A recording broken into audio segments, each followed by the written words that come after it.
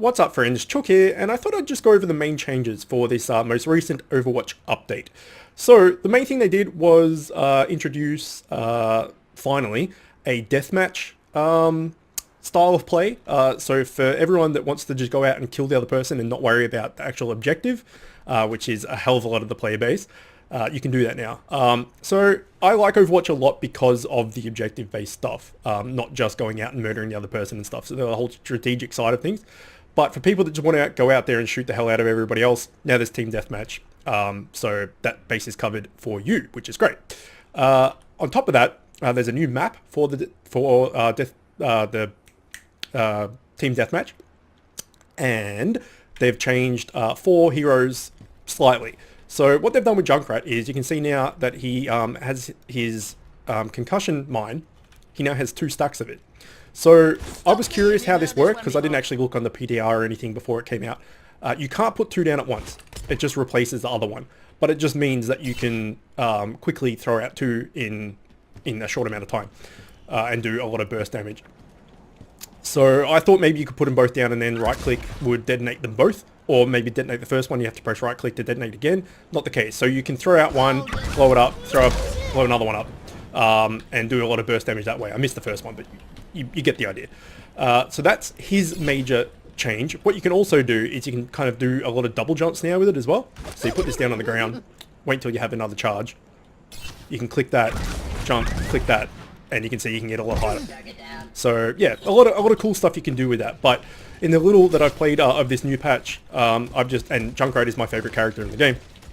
I've just been having a blast, pardon the pun, just running around and throwing out mines, and then throwing out another one and getting a lot of AOE damage and stuff with that with the cool mine mechanics now. On top of that, they've made his ult a lot better. It's now a lot faster. I think it's 30% faster, so you can get in and actually get ult off on people much quicker, which is good.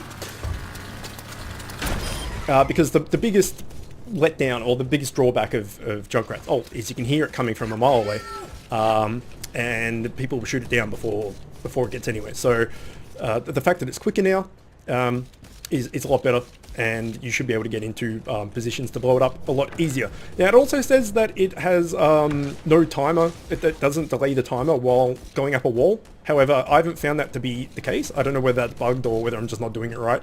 But apparently it's supposed to not take the timer now because you've got a 10-second time to use it if you're on the wall. If the tire is on the wall, I should say. But that is the Junkrat changes. Next, the changes for Widowmaker. Actually pretty good. I like this a lot. So her grappling hook used to have a 12-second cooldown. It now has an 8-second cooldown. So that actually is a lot more potent than it seems on paper, I would think. Because obviously Widow, without her grappling hook, is quite immobile. She's just as she is. But with her grappling hook, she's super mobile and can get away from basically anything. Apart from like a Genji or a Winston that can just jump after her and all the rest of it. But what you can do now is if something like a Junkrat or something uses his mind to get up here to get to you, you can just jump down, get him to follow you or whatever, and then just jump back up. But you can now do it every 8 seconds instead of 12. And that's just what's that, 50% of its cooldown taken? Oh well, 30% I guess, 33% of its cooldown taken off. So yeah, that's really, really good. But the better part, I think, is her Widow Mine, which you're supposed to use it as a detection device, right? So you put it in doorways or choke points or whatever while you're sniping, and then it gets triggered, someone's coming, and you can go and get away into safety. But what they've done with it now is that once it's triggered, you get you get sight of the enemy like you would with your ultimate. So that's really freaking cool, actually. So if we just go down here, and if I do this, he'll trigger that when he walks back, and we'll get the outline of him. There he is. And then you can use that to your advantage. So rather than having to use it as a defensive thing to see when people come and get you, you can still definitely do that. But a lot of times people, just chuck it into the middle of the fights just to get that little bit of dot damage off of the mine. But now it'll give the vision like your ultimate for a few seconds, which is a cool change.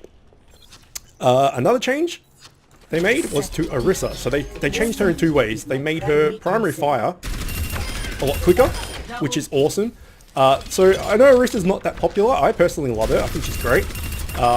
But I think they're just giving her a bit of quality of life buffs to make her a little bit more appealing, I guess. I don't know. But I didn't really think she needed much. But, you know, obviously I'm not top tier pro player or anything like that. But I'll take buffs for free. Why not? So she shoots 20% faster. It might be 30%. I think it's 20%. But probably the bigger thing is that her shield is much bigger, and it has a different shape to it now as well. So it covers a lot bigger a range. It used to only be about that big, if that makes sense. So like that, but now it covers you more from underneath. So if you use it on a bridge or something like that, which I'll just go up here and show. It used to just be flat on the ground, but now it has this little underhanging bit. So it protects you more from people shooting you from underneath. So that's a really cool change for her as well. Like I said, I didn't think she particularly needed much, especially where I'm ranked in plat. She seems fine, but I don't know. Maybe up in higher ranks, she's not as good and needed some buffing. But either way, that's that. And then the last change they made for heroes is Roadhog. So Roadhog got gutted a while ago, and his whole combo of being able to grab someone, shoot them melee, and just one-shot people has been severely nerfed. And he can still do it depending on how much HP the person has. But if it's a full health target, it's not like Tracer or someone that's, you know, Zenyatta or something like that that's on 150 HP. Oh no, Zenyatta's got 200 HP now. But if it's not someone that's already hurt, if you hook and shoot and melee someone now, more likely than not, you're not going to kill them. Which makes sense because he's a tank and he was just going around one-shotting people and just being an ultimate badass. Or a one-man wrecking crew, as he says. But what would happen now is that you would grab someone and you would shoot them and say you didn't kill them, then they would just burst you down if they were like a Reaper or a soldier or something like that, or a Hanzo with a scatter arrow type thing. If you didn't finish the person off, you were very vulnerable because then you had nothing left. Like all you had was your auto attacks, and then if you went to heal yourself, you were stuck and stationary and you couldn't move, and you were just easy target to get headshots and all the rest of it. Now you can move while healing, and you take 50% less damage while healing. So now you hook someone, you shoot them, you do whatever. If they just survive, I'll just get hurt a bit. You just run around and you can heal while moving, and you don't go slow. You need to move slower while you're healing, anything like that. It's just you can heal while moving. It's fucking great, and you take reduced damage. So I played Roadhog on the new like deathmatch thing, 8v8. 8 player free-for-all deathmatch. And the first time I did that, I played Roadhog and did fairly well. I came second, I believe. And it just felt really good. It felt like Roadhog is kind of playable again, because for a while there, he was kind of trash, right? He was still fun, but people just stopped playing him because he just couldn't do what old Roadhog did. He still can't do what old Roadhog did, but he's got a lot more survivability. And you just don't die anywhere near as much because you can just heal and run away and take reduced damage, go around the corner, come out, hook him, etc. So yeah, I quite like this, and I think I'll start playing Roadhog a bit more now that change is in. Now there are some more changes going on in the PTR at the moment. They're changing Diva. They're giving her some micro missiles as an E ability. They're changing Mercy completely. They're giving her a res on her E. Well, she doesn't have an E, but they're making her E on a 30-second cooldown. You can only res one person, and they're completely changing her ultimate. So she can fly, and all of her abilities are enhanced. So if we just go Mercy quickly, I'll do a video of that when it comes out there.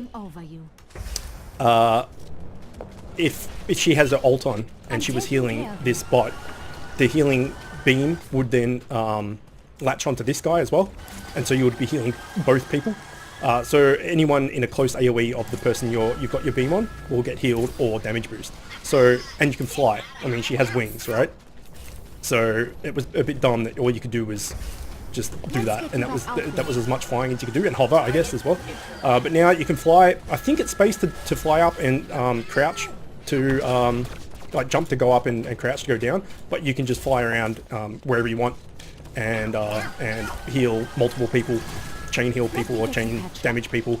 And also, while you're in alt form, your res cooldown goes from 30 seconds to 10 seconds.